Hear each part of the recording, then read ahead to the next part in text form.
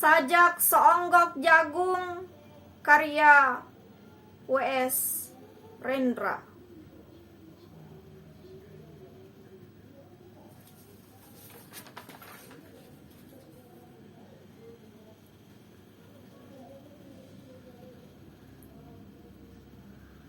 Seonggok jagung di kamar dan seorang pemuda yang kurang sekolahan.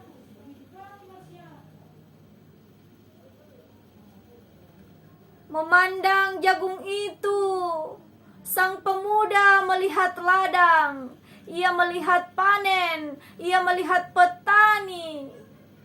Dan suatu hari subuh, para wanita dengan gendongan pergi ke pasar.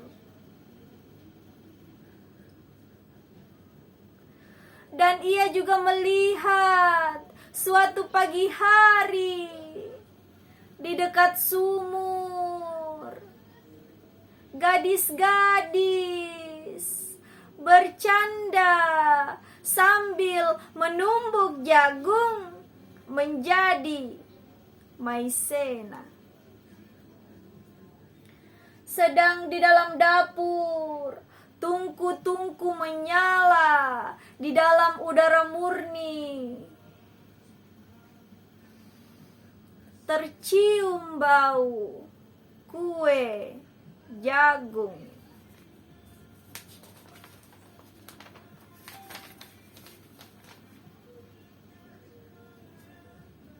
Seonggok jagung di kamar dan seorang pemuda, ia siap menggarap jagung, ia melihat kemungkinan otak dan tangan siap bekerja. Tetapi ini seonggok jagung di kamar dan seorang pemuda tamat SLA, tak ada uang, tak bisa menjadi mahasiswa. Hanya ada seonggok jagung di kamarnya.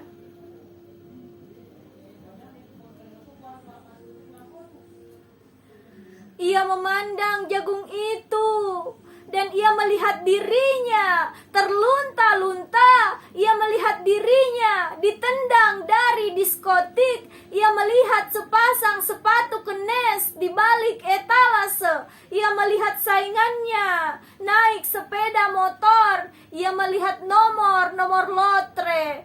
Dan ia melihat dirinya sendiri miskin dan gagal. Seonggok jagung di kamar tidak menyangkut pada akal, tidak akan menolongnya.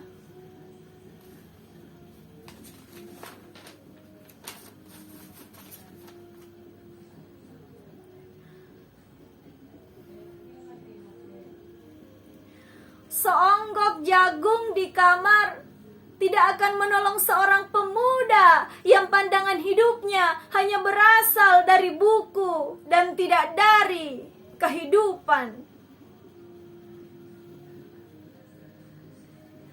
Yang tidak terlatih dalam metode dan hanya penuh hafalan kesimpulan.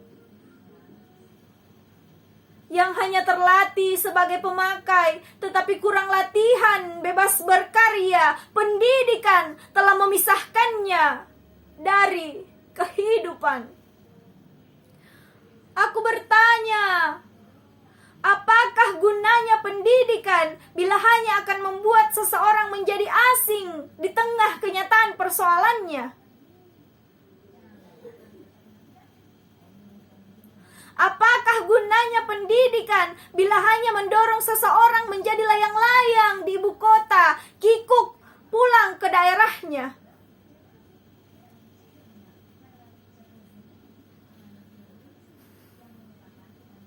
Dan apakah gunanya seseorang belajar filsafat, sastra, teknologi, ilmu kedokteran, atau apa saja bila pada akhirnya ketika ia pulang ke daerahnya, lalu berkata,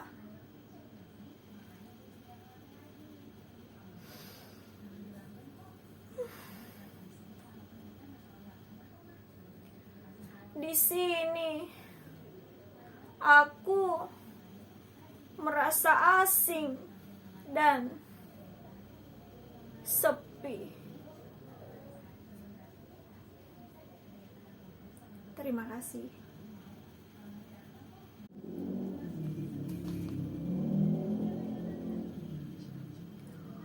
Orang-orang miskin, karya W.S.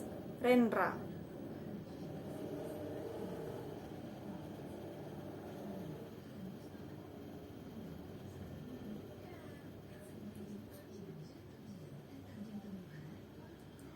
Orang-orang miskin yang tinggal di dalam selokan, yang kalah di dalam pergulatan, yang diledek oleh impian, janganlah mereka ditinggalkan.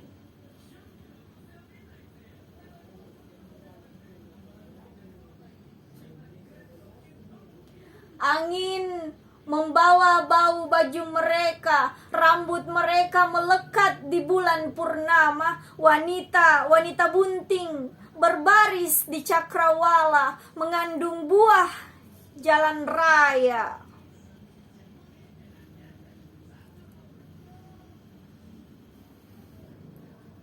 Orang-orang miskin, orang-orang berdosa, bayi gelap dalam batin, rumput dan lumut jalan raya, tak bisa kamu abaikan.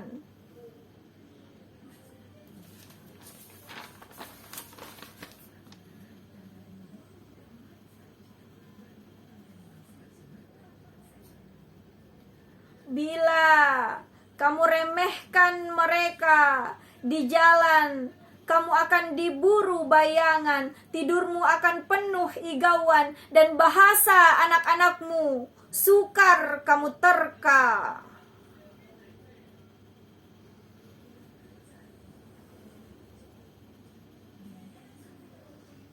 Jangan kamu bilang negara ini kaya, karena orang-orang berkembang di kota dan di desa. Jangan kamu bilang dirimu kaya bila tetanggamu memakan bangkai kucingnya. Lambang negara ini mestinya terompah dan belacu dan perlu diusulkan.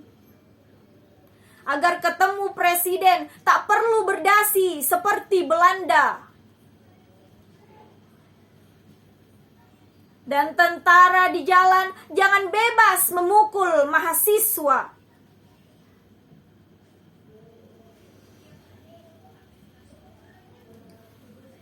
Orang-orang miskin masuk ke dalam tidur malammu. Perempuan-perempuan bunga raya menyuapi putra-putrimu. Tangan-tangan kotor dari jalanan meraba-raba kaca jendelamu. Mereka tak bisa kamu abaikan.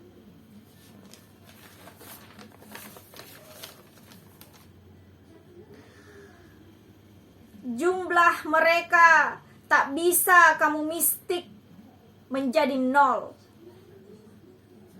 Mereka akan menjadi pertanyaan yang mencegat ideologimu. Gigi mereka yang kuning akan meringis di muka agamamu. Kuman-kuman sipilis dan TBC dari gang-gang gelap akan hinggap di gorden presidenan dan buku programa gedung kesenian.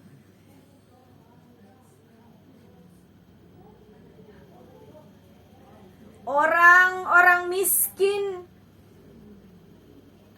berbaris sepanjang sejarah, bagai udara panas yang selalu ada, bagai gerimis yang selalu membayang.